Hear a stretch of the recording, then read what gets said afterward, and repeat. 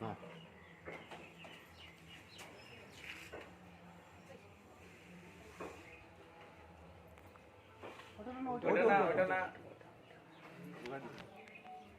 ভিতরে ঢুকে গেছে। হ্যাঁ আগে মাপ করো নাও।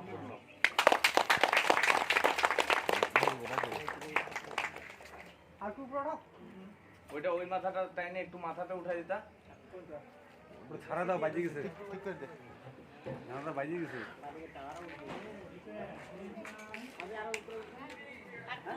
আর